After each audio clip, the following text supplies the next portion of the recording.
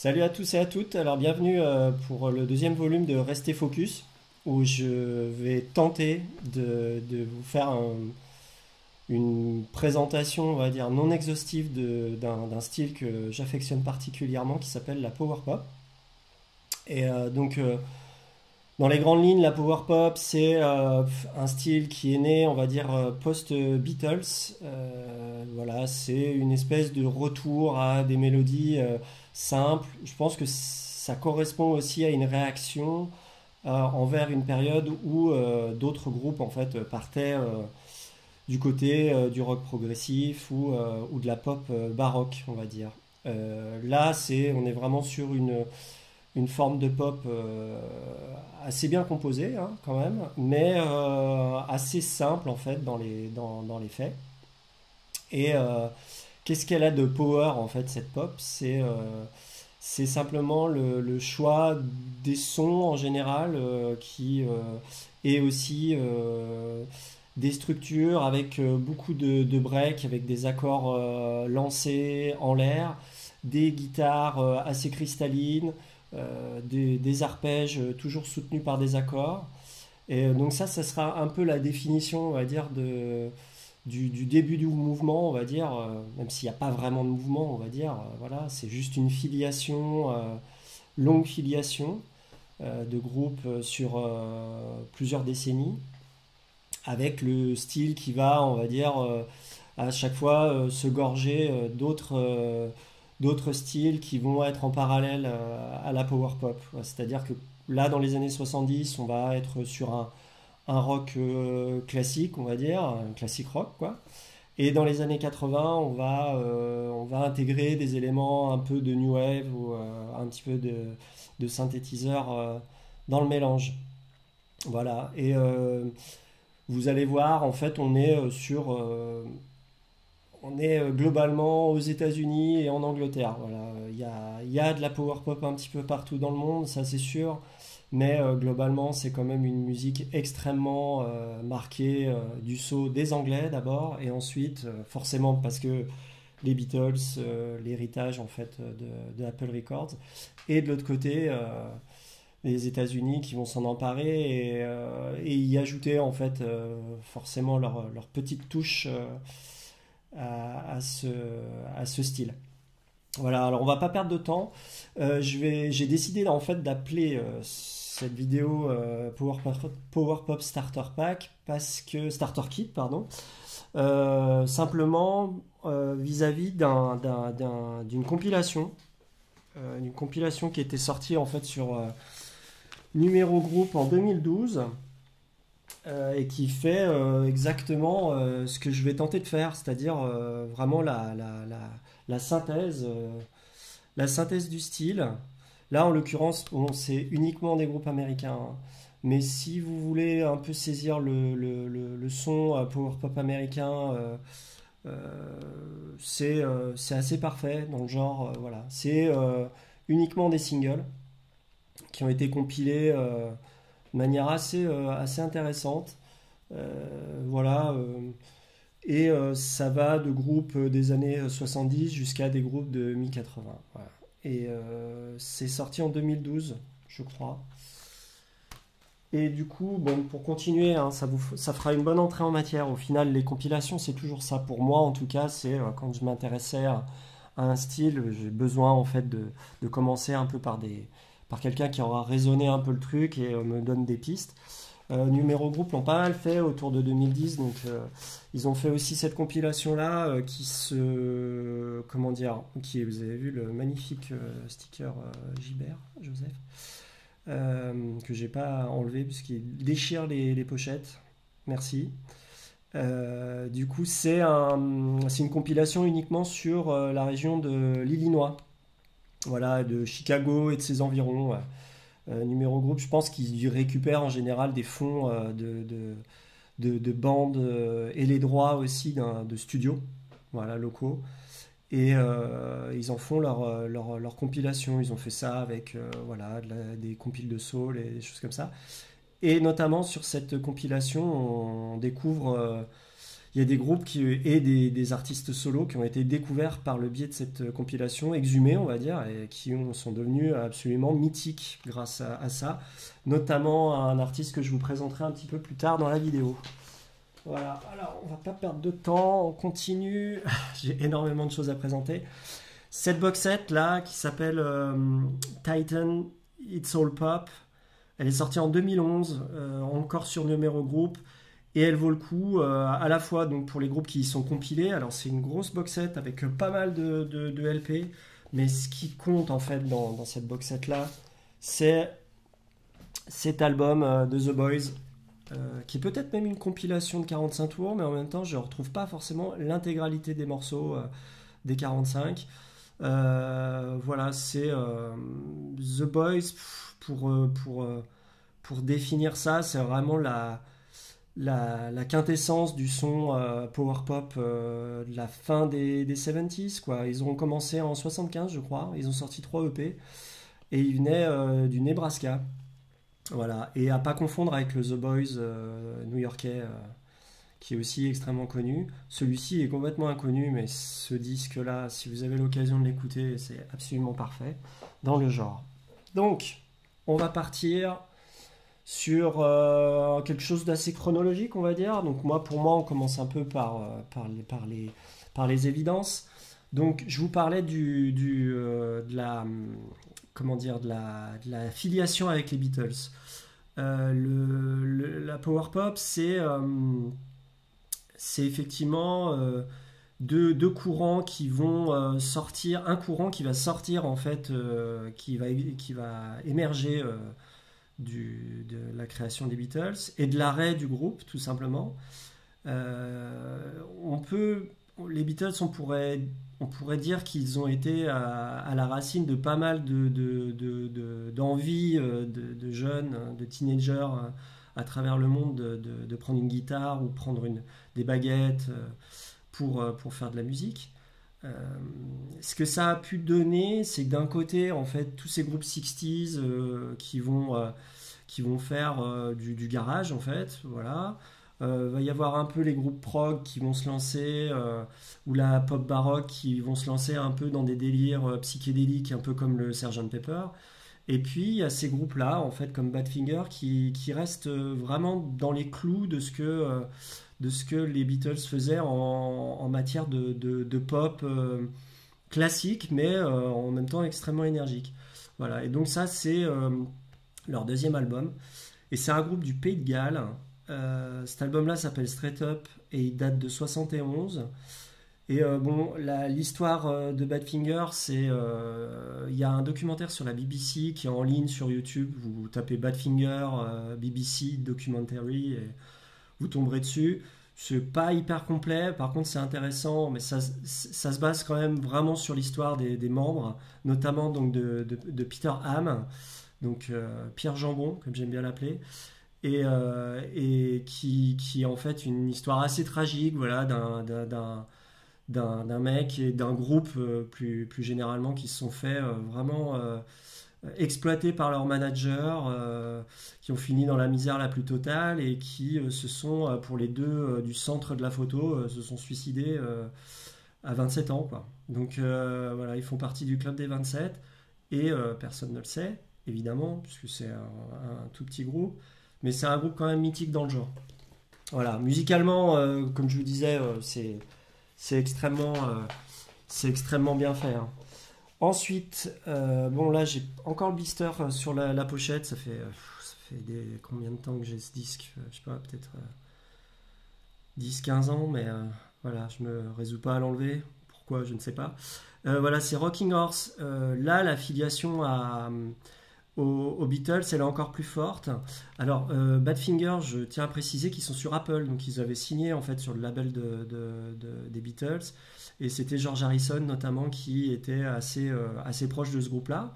Rocking Horse, c'est encore autre chose, c'est un groupe qui avait sorti son disque en 71, donc qui s'appelle Yes It Is, donc qui a été repressé par Sing Sing en 2010.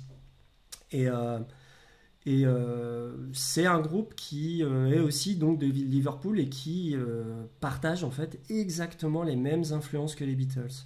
Et c'est quasiment un groupe qui a fait ses armes en même temps qu'eux. Donc en gros, c'est pas vraiment une copie, quoi. Il y a quelque chose où on sent que c'est le son de cette ville et que voilà, ils ont fini par composer cet album-là qui aurait pas à rougir face à, voilà, aux meilleurs morceaux des Beatles.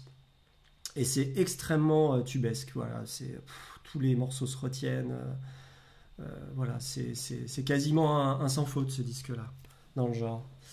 Donc là, on va partir de l'Angleterre et on va aller aux États-Unis avec un groupe qui s'appelle Raspberries, qui vient de Cleveland, dans l'Ohio. Donc Cleveland, c'est quand même dans les années 70 un petit peu plus connu pour sa scène de freaks, pour sa scène de musique un peu dégénérée.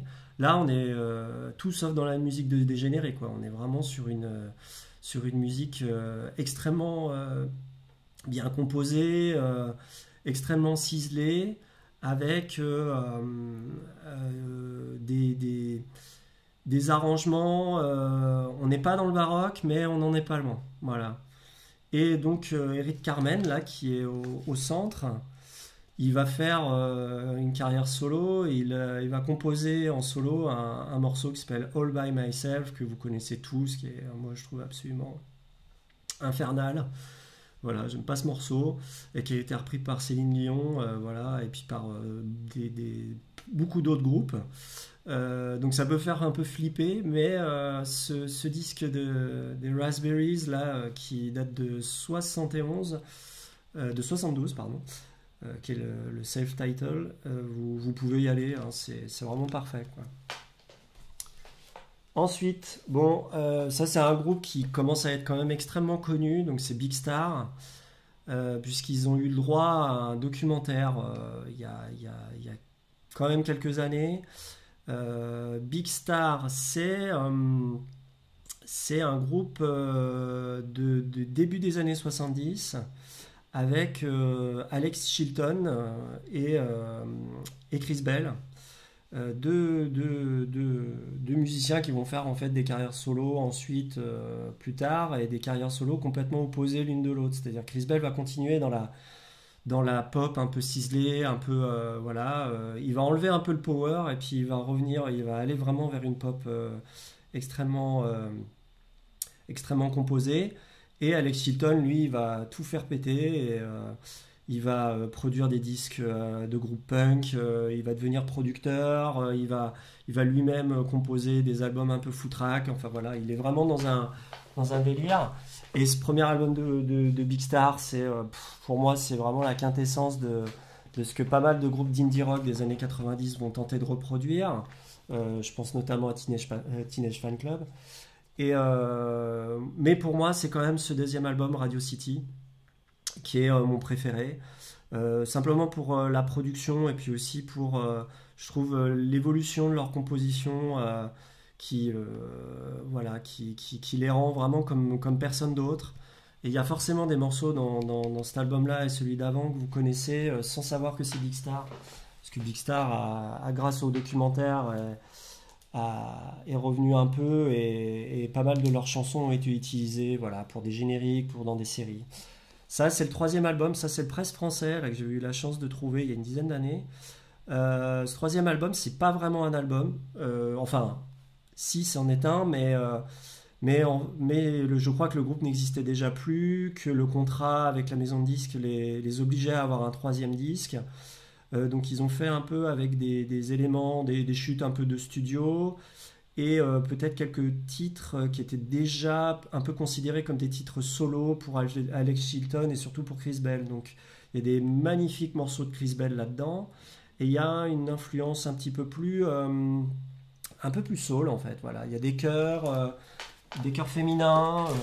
Voilà, on est vraiment sur un disque complètement différent des deux premiers.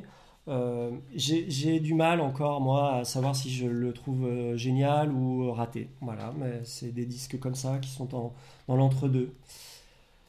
Ensuite, on reste aux États-Unis avec les Flaming Groovies. Donc, ça, c'est leur deuxième album, ou peut-être leur troisième ou quatrième, parce que voilà, c'est un groupe qui a commencé au milieu des années 60.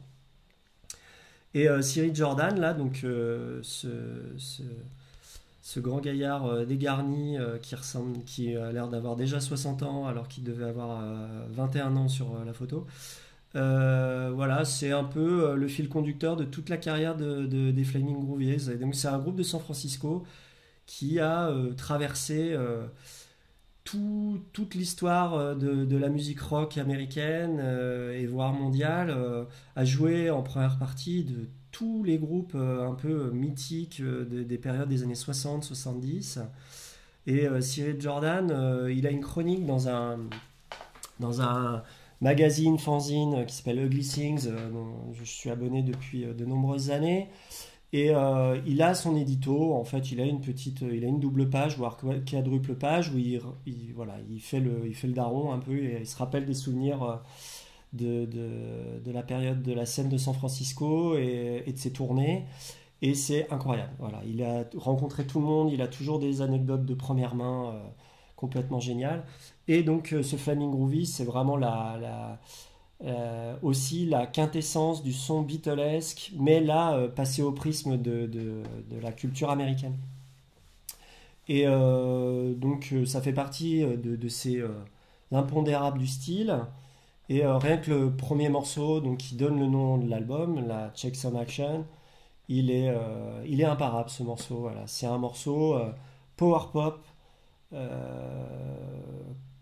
S'il doit rester un morceau power pop, c'est celui-ci. En tout cas, un morceau power pop des années 70.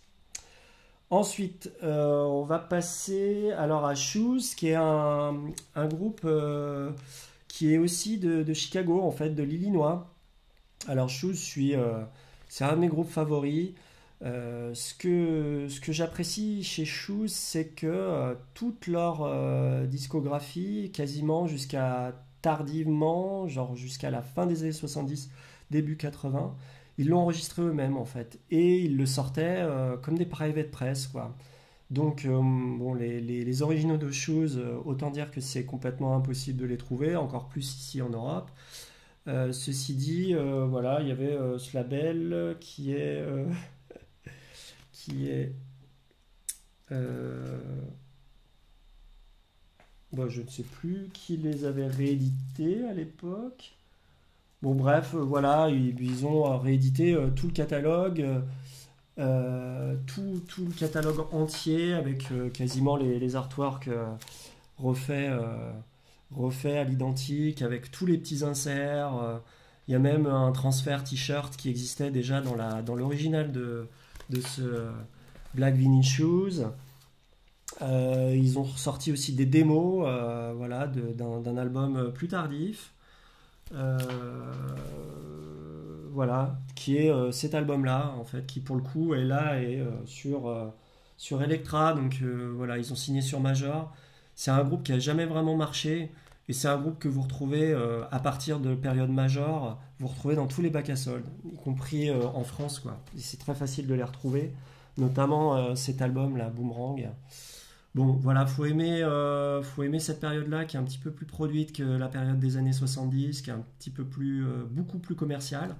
La période des années 70, elle a un côté ultra aride qui, moi, me parle à mort.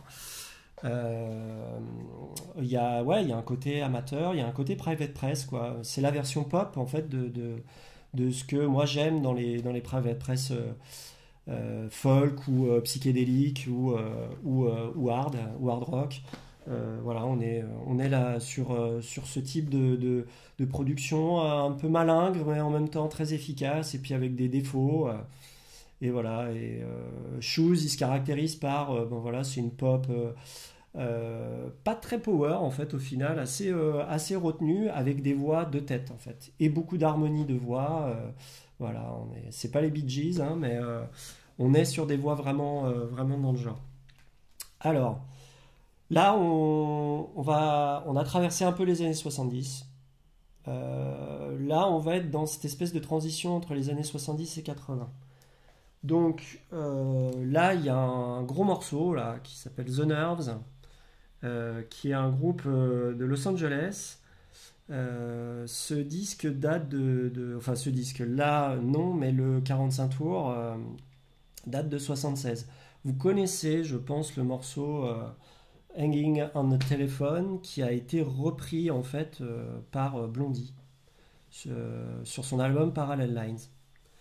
Et c'est ce qui sans doute les a fait connaître, puisque c'est quasiment, je pense, contemporain de la sortie de leur premier 45 et de leur premier maxi. Euh, les Nerves, c'est vraiment la quintessence de la power pop américaine, avec, pour le coup, on sent poindre derrière l'énergie du punk, vraiment avec un, un côté un tout petit peu plus vénère. Et c'est ce qui va être, ouais, c'est ce qui va être amené notamment par les Américains dans ce type de son. Alors bon, cette série de morceaux là, Hanging on the Telephone, When You Find Out, Give Me Some Time, Working Too Hard, Paper Dolls, One Way Ticket, c'est juste que des tubes. Voilà, vous pouvez y aller les yeux fermés avec The Nerves, c'est des tubes en avalanche. Donc dans The Nerves, on a deux personnes, on a Paul Collins et Peter Case qui sont on va dire les compositeurs principaux. Euh, Peter Case, il va fonder après les Plimsouls qui vont, je crois, se relocaliser à Hollywood. Hollywood qui va avoir une grosse scène power pop pendant un temps, qui va se marier un peu avec la scène Paisley Underground. Donc je vais en parler un petit peu plus tard parce qu'il y a des groupes qui font vraiment la jonction entre les deux. Voilà, les Plimsouls, c'est dans la continuité des Nerves, mais avec les spécificités de Peter Case, quoi, avec une écriture un peu plus alambiquée, on va dire. Moi, enfin, c'est marrant, je peux pas m'empêcher de rattacher ça au début des REM. Voilà. Euh, Si vous devez vous lancer sur les Plimsouls, je vous conseille plutôt d'écouter les maxi. En fait, il y a des EP 12 pouces qui existent. C'est vraiment des groupes qui fonctionnent sur des petits formats, des 45 tours ou des 12 pouces. Là, notamment celui-ci ou le Zero Hour que j'ai montré juste avant, c'est des super EP. Et notamment, je trouve que c'est la back cover la plus réussie pour moi de tous les disques que j'ai.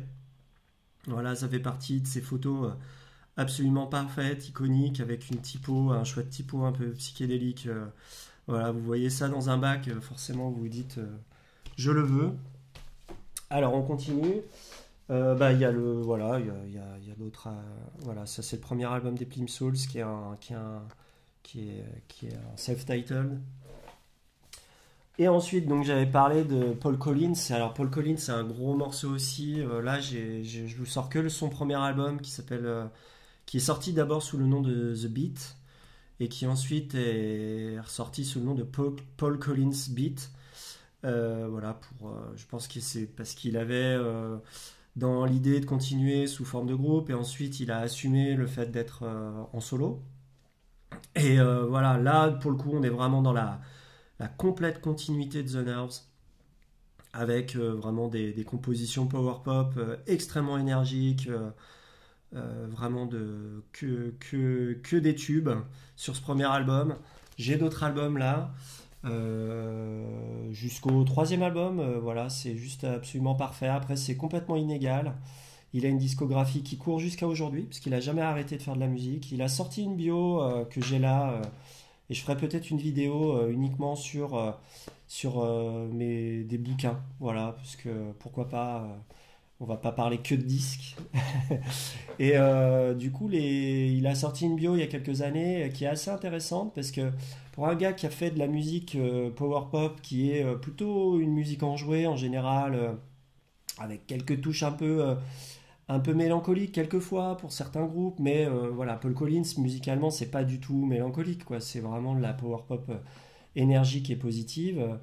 Et ben c'est un gars qui a plutôt eu une vie de merde, qui a plutôt eu une vie voilà, avec des addictions, des gros problèmes de couple, des gros problèmes de santé mentale en général, en tout cas, voilà, ça, je pense il a cru toucher du doigt un peu le succès et à chaque fois, ça lui échappait.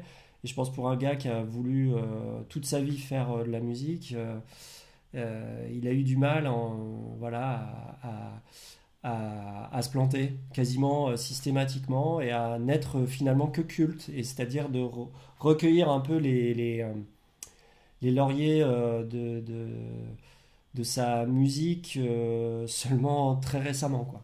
Voilà. Ensuite, donc là, on passe sur, pour moi, ce qui est peut-être le meilleur disque de power pop, tout pays confondu, toute période confondue, donc The Toms. Alors, The Toms, c'est, euh, c'est en fait le projet de Tommy Marolda du New Jersey, qui était en fait producteur, qui avait un studio, et qui, à ses heures perdues, enregistrait des morceaux donc, de power pop. Et un week-end, il a enregistré cet album, mais vraiment sur 2 jours, quoi. Et quand on écoute le résultat, on se dit c'est incroyable d'avoir enregistré ça en 2 jours. Il a tout fait, tous les instruments, la batterie, la basse, les guitares, le chant, les chœurs, enfin voilà. Et ce disque-là, bah, j'ai eu la chance, voilà, d'avoir un ami qui en avait trouvé un double et puis qui me l'a offert parce que c'est vraiment. En fait, c'est comme un private press, hein, puisque c'est lui qui l'a sorti sur Black Sheep Records en 79. Et voilà, je m'étais jamais vraiment rendu compte à quel point il pouvait être rare. Toujours est-il, rassurez-vous, c'est que tous ces albums au père Tommy Marolda, ils ont été réédités, surréédités, sortis en CD, en LP. Il y a des versions démo de l'album, il y a toutes ces chutes. Et il continue d'enregistrer encore, le gars. Voilà, donc là on reste aux États-Unis avec 2020, qui est un de mes groupes aussi favoris du genre dans les années 80. 2020, c'est un groupe d'Hollywood aussi, qui a fait plusieurs albums, pardon, mais moi les 2 albums que je préfère, c'est celui de 79 et de 81. Donc celui-ci, l'éponyme, et l'autre qui s'appelle Lookout, qui est un tout petit peu plus travaillé en termes de composition. Le premier, on sent vraiment les influences punk sous-jacentes, on va dire, avec la new wave aussi qui arrive. Et là, on est ouais, sur des compositions un tout petit peu plus travaillées, avec des chœurs, avec des arrangements, comment dire, ils abandonnent limite la new wave en fait, c'est marrant. Ils avancent dans la période. Et plutôt que vraiment de s'enterrer dans un son, ouais, un son de l'époque, ils reviennent un peu en arrière et ils font des morceaux d'inspiration un peu plus, je dirais pas 70s, mais c'est composé avec des idées très, ouais, d'arrangements presque cinématographiques pour certains morceaux. Voilà. Les morceaux sont un tout petit peu plus longs. Ouais, bref. Jeter une oreille à ce deuxième album, à ces 2 albums. Alors 2 premiers, c'est vraiment parfait dans le genre. Ensuite, du coup, on va aller de l'autre côté, parce que là on était à Hollywood, en Californie, mais on va aller de l'autre côté des États-Unis, sur l'autre côte, avec les DBs, qui est un groupe, alors il me semble qu'ils venaient tous du même endroit, mais ils ont déménagé à New York, je crois, dans les années 70 pour, j'imagine, voilà, pour être là où se passaient les choses. Et les DBs, ce qui est intéressant, c'est que c'est à la fois un groupe power pop, mais c'est un groupe qu'on peut classer dans la jungle pop. Voilà, et donc on a un espèce de mélange entre ouais, de la power pop assez classique et puis une jungle pop, voire un art rock, vraiment un peu plus dans les clous de ce que pourraient faire les Néo-Zélandais, par exemple. Voilà. Euh, comme j'ai pas les noms là, parce que je suis vraiment sur la power pop, donc j'ai pas les noms des groupes néo-zélandais qui me viennent, mais je pense que vous voyez un peu de qui je veux parler, de ces groupes ouais, de jungle pop. Ça peut fort penser aussi aux Phillies, du coup, au final, groupe de leur coin, Ils ont dû un peu beaucoup jouer ensemble, beaucoup s'influencer les uns les autres. Ok, du coup, et ben là on retourne à nouveau dans l'autre sens, on retourne à Hollywood. Non, on retourne à Los Angeles en l'occurrence, et avec The Three O'Clock, qui est un groupe qui s'appelait en fait à la base Salvation Army, et qui a été menacé de procès par l'organisation en fait, donc l'armée du salut. Super, l'armée du salut, bravo. Et ils ont dû changer de nom, donc ils ont changé leur nom en The Three O'Clock. Et quand je parlais tout à l'heure des groupes qui faisaient vraiment la jonction entre la power pop et le Paisley Underground, alors le Paisley Underground, je sais pas si vous voyez, mais c'est un peu une espèce de rock californien biberonné, on va dire, au rock psychédélique des années 60. Et The Three O'Clock, c'est vraiment, vraiment exactement ça dans le genre. Et donc ça, c'est leur premier album, Sixteen Tambourines, qui est excellent, extrêmement, comment dire, arrangé. Donc ça peut être butant pour les gens qui ont du mal, avec ces prods très, très chargés. Et en même temps, ils ont un son assez 80s au final, voilà. Et moi, je dirais que pour commencer avec ce groupe-là, c'est pas mal de commencer par ce maxi, la Baroque Hoedown, qui est sorti, je crois, l'année d'avant, ou 2 ans avant l'album. Et voilà, là, on est vraiment dans une power pop d'influence 60s, vraiment avec des relents psychédéliques. On entend les zombies, enfin des choses comme ça. C'est absolument parfait. Ce disque-là, ouais, c'est un sans faute. Et The Three O'Clock, ce qui est intéressant, donc c'est vraiment la scène Paisley, c'est qu'ils ont fini par signer sur le label de Prince. Et ils ont été produits donc à Paisley Park. Ils ont enregistré des albums beaucoup plus tardifs qui, pour moi, sont absolument inaudibles. Voilà, la prod est vraiment trop, trop 80s à mon goût. Beaucoup trop de boîte à rythme. Enfin voilà, c'est Paisley Park. Moi, ça marche à fond sur moi pour, euh, pour Prince, mais ça marche pas pour cette musique de blanc. Parce que, autant le dire, en fait, la power pop, c'est vraiment de la white man music, quoi. C'est vraiment de la musique de blanc américain ou anglais. Il y a quasiment pas une fille dans les groupes. Il y a pas il y a personne. Il y a pas de noirs. Il y a pas de pakistanais. Voilà, il y a pas de gens issus des différentes diasporas externes aux États-Unis ou à l'Angleterre. Voilà, on est vraiment sur des musiques de base, sur vraiment la musique occidentale pure. Voilà. Peu importe ce que. Bon, faites pas attention à ce que je dis, je rentre dans des considérations géopolitiques. Ensuite, donc après 3 O'Clock, on passe à Julian Leal. Julian Leal, alors c'est une découverte assez récente au final. Ça, c'est un disque qui est sorti sur Ozak, donc qui est le label qui dépend du fanzine Horizontal Action, qui est un fanzine qui a ses racines dans les années 90, voilà, et qui était spécialisé dans le garage, et qui sort globalement du garage punk, garage rock, depuis ouais, les années 90. Et récemment, ils ont réédité donc, ces albums qui étaient des albums, des private press de power pop, sortis par ce gars, là, Julian Leal, qui est en fait un gars de Chicago, voilà. Et c'était Numéro Group, en fait, qui avait retrouvé les bandes pour compiler donc cette compile que je vous ai présentée au début, qui s'appelle From Champaign to Chicago, et qui était sortie en 2012 avec que des groupes de l'Illinois.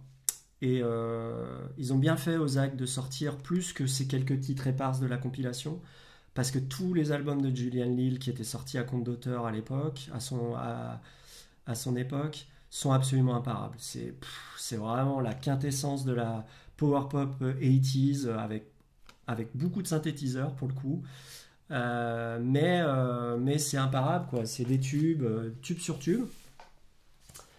Ensuite, on va retourner en Angleterre avec un de mes chouchous, voilà, un groupe que j'affectionne particulièrement qui s'appelle The Only Ones.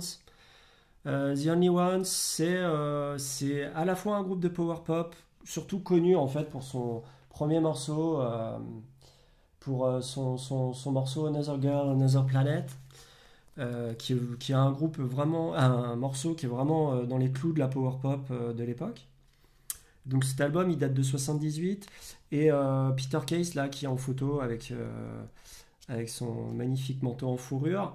Voilà, c'est Peter Perret, pardon, pas Peter Case. Pierre Perret, comme j'aime bien l'appeler aussi. C'est un gars qui va voilà, sortir plusieurs albums. C'est lui le compositeur principal de The Only Ones. Ils vont sortir pas mal d'albums. Ensuite, le groupe va splitter. Il a toujours eu des gros problèmes d'héroïne, Peter Perret. Et il va réussir à s'en sortir vaguement avec sa femme. En fait, c'est un couple qui est assez mythique voilà, dans la scène anglaise. Et ces dernières années, il a sorti des albums solo que j'ai là, en fait, je ne vous ai pas sortis, j'aurais pu y penser. Et ça vaut pas mal le coup, en fait. Il y en a encore vraiment sous le pied.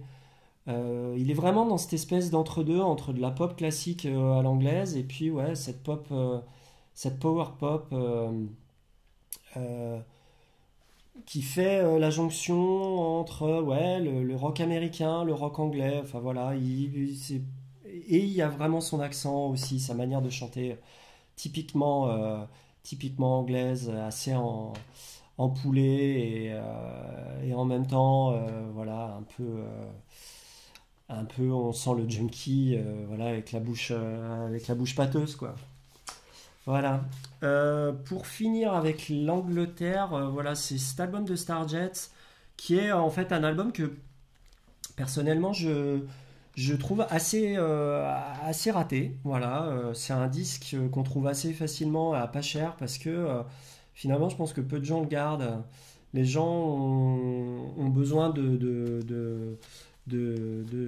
d'écouter un morceau principalement sur ce disque, le morceau qui s'appelle War Story, que j'ai en 45 et que j'ai pas sorti. Bon bref, voilà. Et c'est un morceau génial. Mais comme j'ai le 45, peut-être que voilà, à un moment je me débarrasserai de cet album. Il faut que je le réécoute. C'est voilà, c'est typiquement des groupes à 45 tours, des One Hit Wonder, comme on dit. C'est-à-dire voilà, des gens qui ont fait un tube. Il a été classé 50e au top à sa sortie, ce single. Et ensuite, voilà, ils sont passés complètement dans les limbes. Et il n'y a que des nerds comme nous que ça intéresse. Bon, alors, on va passer aux 45 tours parce que, de fait, la power pop, c'est vraiment un style pour le 45 tours. Voilà. Comme je disais, Starjet, c'est exactement ça. C'est des groupes qui, pour certains, vont faire des albums, mais passeront difficilement le cap des morceaux successifs avec voilà, 10 morceaux. Voilà, c'est des groupes qui font des 45 et qui arrivent à faire un tout cohérent seulement sur deux faces. Alors, du coup, on passe au 45 et voilà, du coup, là, on a un 45. Enfin, là, c'est un groupe new-yorkais qui faisait partie en fait de la scène du CBGB, plus ou moins. Voilà, cette scène de la jonction entre on va dire, la moitié des années 70 et l'arrivée du punk. Voilà, et Marble, voilà, c'était un habitué du CBGB. Il jouait un peu comme les Ramones ou Television ou ces groupes résidents un peu de là-bas. Il jouait quasiment toutes les semaines, toutes les semaines au CBGB. Et contrairement aux autres groupes qui sont plus affiliés à la scène punk new-yorkaise, Marble, c'est vraiment de la pop extrêmement, ouais, extrêmement ciselée, avec vraiment des guitares pas du tout pas du tout agressive, quoi. On est vraiment sur une power pop assez classique. Et bon, vous voyez un peu les looks aussi avec les cravates et tout ça. C'est vraiment loin de ressembler voilà, à Johnny Sanders, The Heartbreaker et des choses comme ça où c'était quasiment proto-punk au niveau du look. Voilà, là, on est plus sur des gens un peu préppy. Ensuite, on va rester aux États-Unis avec un autre 45 tours. Alors là, pour le coup, je vais vraiment dans l'obscur. Ça, c'est un groupe de Rochester dans l'État de New York, New Math. C'est un disque que j'ai eu par un trade avec un ricain. Voilà, en échange c'était il y a tellement longtemps, je ne me souviens plus exactement. Et ce 45 tours est sorti en 80 et c'est plutôt un super disque. Euh, avec voilà le morceau s'appelle Die Trying et je vous conseille d'aller jeter une oreille si vous aimez bien la power pop parce que ça fait partie un peu de ces disques un peu inconnus et qui mériteraient voilà, d'être un peu plus connus je pense dans le genre. Ensuite, alors là alors il n'y a pas de pochette, c'est un groupe qui s'appelle Monrose. À pas confondre avec le Monrose euh, on va dire de hard 70s, de rock 70s, voilà, Monrose, R-O-S-E. Là, c'est M-O-N-R-O-E-S, voilà, et c'était un groupe de San Diego, en Californie, qui est sorti plusieurs 45 tours. Donc celui-ci, c'est un 45 tours de 82. Et le morceau s'appelle What Do All the People Know? Et c'est un pur tube voilà, pour faire de l'aérobic. C'est vraiment ouais, la power pop à l'américaine, un peu cheesy, hein, on va dire, on va pas se le cacher, mais c'est quand même vraiment bien. Ensuite, Speedies, donc avec le 45 tours Let Me Take Your Photo. Speedy, c'est un groupe aussi de New York, voilà, de ce 45 tours et de 79 qui est sorti sur Golden Disc. Et je sais pas si vous voyez un peu la gueule de la pochette, donc ça c'est l'original. J'ai eu du pot, j'ai trouvé à Avignon dans un bac de 45 où il y avait que des 45 tours absolument innommables et au milieu il y avait ce Speedies. Si seulement certains disques pouvaient parler et nous raconter leur histoire, comment ce disque s'est retrouvé à Avignon au milieu de toute cette drouille. Et voilà, Speedies, ils ont un LP, voilà, qui est en fait c'est un LP compilation qui compile un peu tous leurs singles. Et voilà, c'est assez parfait dans le genre. C'est assez snotty en fait dans le sens où voilà, c'est un groupe qui porte bien son nom, Speedy, ça va assez vite, voilà. Et la petite anecdote, c'est que le compositeur principal va devenir photographe professionnel. C'est un photographe assez connu, je crois. J'ai pas son nom là sous la main, mais il a quand même été connu pour avoir composé donc ce morceau Let Me Take Your Photo, alors qu'il faisait pas de photo à l'époque. Voilà. Ensuite, on reste aux États-Unis avec Justin Trouble. Donc Justin Trouble, j'en parle, même si c'est un gars qui a un peu touché à tout en termes de rock. Voilà, il va faire des trucs un peu d'influence 50s, un peu des trucs un peu plus jungle pop. Et là, ce 45 tours, c'est vraiment un 45 tours power pop et qui a été produit en 81 par Johnny Sander. Voilà. Et c'est excellent. Voilà. La production, elle vaut ce qu'elle vaut. C'est produit par Johnny Sander, mais bon, c'est pas non plus dingue. Ensuite, mon 45 tours préféré de Power Pop, donc The Letters. Là, on voit pas trop avec la lumière. Voilà, The Letters, avec le morceau Nobody Loves Me. Et voilà, c'est un groupe anglais, pour le coup, voilà, des 1980, et qui avait sorti son 45 tours sur un label qui s'appelle Heartbeat. Et c'est le morceau Nobody Loves Me, c'est le tube. Le tube, s'il y a un seul morceau de power pop anglais que vous devez écouter là aujourd'hui pour vous familiariser avec le style, c'est ce morceau-là, Nobody Loves Me, The Letter. Voilà, je vais y arriver. Tac, c'est parfait. Ensuite, on va passer à Belfast en fait. Donc il y a une scène hyper riche en groupe pop mélodique, voire un peu punkisant. Et c'est vraiment, voilà, c'est vraiment un peu dans les clous de ce que pouvait proposer le label Good Vibrations. Et là, on est un petit peu plus, on est un peu plus stripped down, comme disent les Anglais, c'est-à-dire vraiment avec un peu moins de guitare. Ouais, les guitares sont claires en fait globalement. Et le morceau, leur tube s'appelle Radio Songs. Et je vous conseille aussi d'aller de jeter une oreille sur ce morceau, voilà, de Strike. Et ce 45 tours avait été réédité par Sing Sing, en fait, un label en 2010, un label de réédition qui fait de belles rééditions. Ensuite, Moondogs, là on est en Irlande du Nord encore, et c'est un 45 tours de 1981, c'est un peu un disque a priori, je crois qu'en Angleterre on le trouve assez facilement. Et voilà, ce morceau aussi, c'est Who's Gonna Tell Mary, c'est vraiment la définition même de la power pop à l'anglaise. Et c'est un cadeau que m'a fait mon pote Guillaume et que je salue si tu regardes la vidéo, qui m'avait offert très gentiment ce 45 tours. Ensuite, là, je vais faire un peu un grand écart, on va dire. Je vais sur The Times. Alors, The Times, c'est presque. C'est pas un groupe power pop en fait, c'est un groupe art pop.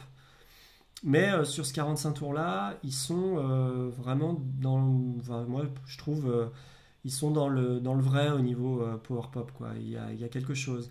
Avec des petites influences 60s psychédéliques, voilà. Voilà, si la pochette peut vous donner un peu une indication de l'univers dans lequel il tourne. C'est voilà, c'est vraiment un son assez amateur au final. Voilà, c'est un peu comme si Television Personalities vraiment se lançait vraiment dans la pop ciselée, un peu la pop très composée. Voilà. Voilà, j'ai pas grand chose de plus à dire.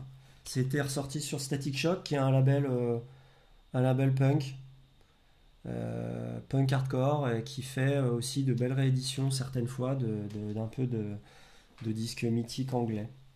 Voilà. Et pour finir, parce que voilà, je n'ai pas volonté d'avoir fait quelque chose d'exhaustif, hein, j'ai vraiment fait avec ce que j'avais sous la main. J'ai pas tout sorti non plus, parce que là on en est déjà à 50 minutes, je vais pas faire plus long. Je vais vous voilà, présenter deux 45 tours de power pop français. Voilà, ce premier, c'est un peu anecdotique, on va dire. Je le montre parce que voilà, c'est sorti par un label local, Danger House Skylab, qui dépend du magasin Danger House Records, en fait, qui est un magasin mythique de Lyon qui existe depuis les années 80, qui est spécialisé dans le rock garage et qui avait réédité donc ce groupe de Lyon, voilà, Flou Flash, qui a quelques disques au début des années 80, au milieu des années 80, voilà, ce 45 tours de Flou Flash, il date de 85, voilà. Et si vous voyez, ils font une reprise des Nerves pendus au téléphone. Et pour le coup, ils font vraiment une reprise des Nerves en 85, c'est-à-dire qu'ils ils reprennent pas Blondie, ils reprennent voilà la version des Nerves. Et en face B, il y a un live Mon Époque, voilà, qui est enregistré dans une salle lyonnaise où je vais encore aujourd'hui pour aller voir des concerts. Donc voilà, c'est un peu anecdotique, mais c'est rigolo d'entendre une version française d'un tube qu'on connaît tous par cœur. Et ensuite, pour finir, voilà, je finis avec un groupe bordelais qui s'appelle Corail, dont je connaissais absolument pas l'existence avant que Caméléon le réédite il y a de ça quelques années. Alors, je pense que c'était il y a 4-5 ans. Ça faisait partie à la base d'une box set qu'il avait sorti. Et j'avais chopé. Et ensuite, il a sorti le 45 tours en standalone, enfin à part. Voilà. Et Corail, leur titre Laissez-nous refaire la Terre, qui est un peu cheesy. Le morceau est un peu cheesy aussi, mais c'est vraiment, vu le look, je sais pas, vous voyez les t-shirts à rayures, les cravates noires sur les chemises blanches, les perfs, voilà, on est vraiment dans la power pop. Ils avaient tout compris, ça a beau être des Français, ils étaient vraiment imprégnés de ce son power pop américain. Pour le coup, là, c'est vraiment la version française, chantée en français de groupes que je vous ai présenté avant, groupe américain. Voilà, bah, j'espère que ça vous a plu. Et puis voilà, n'hésitez pas à me laisser des commentaires si vous avez besoin de plus d'infos. Que je vous donne aussi les noms des groupes et les noms des disques parce que j'ai tendance à bafouiller, j'ai pas un accent anglais de dingue. Je vais peut-être commencer à mettre aussi les track listings en description des vidéos. Voilà, parce que ce sera peut-être plus simple pour vous de retrouver les artistes. Toujours est-il que j'aime bien ne pas le faire pour aussi vous obliger un peu à commenter, pas pour le flux, je m'en fous. C'est plus parce que voilà, moi je kiffe voilà, interagir avec les gens et à discuter dans les commentaires. Bon voilà, et en tout cas merci de m'avoir écouté. Et à une prochaine pour un prochain Restez Focus sur, sur un autre style. On verra bien ce que c'est. J'ai deux, trois idées, on verra. Et dans tous les cas, restez focus et restez bizarre.